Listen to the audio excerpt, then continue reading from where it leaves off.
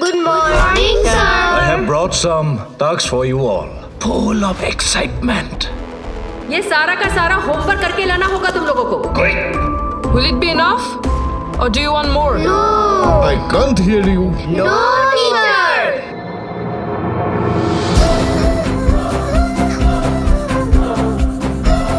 Summer vacation का क्या plan है? मैं तो नाना जी के साथ ही रहूंगा। लेकिन मेरी माँ ने बोला है कि गांव में भूत रहते हैं।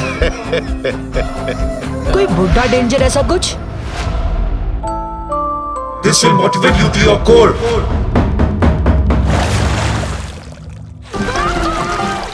गोलू मोलू मामी। ओ हे महापापी मनुष्य! मैं तो खुद डेप्यूटी कमिश्नर के पास जाके मेमोरेंडम दूंगी कि ये गर्मियों की छुट्टियां देना हमेशा के लिए बंद कर दो। हे भगवान! उस बेचारे का गैस की वजह से जहाँ कहीं भी जाए बस पाद देता था। 2 दिन बाद स्कूल खुल जाएंगे। यूनिट टेस्ट है, होमवर्क तो बाकी है ही।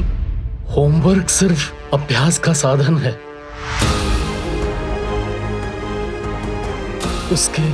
इसे बच्चे के लिए बोझ न बनने दो।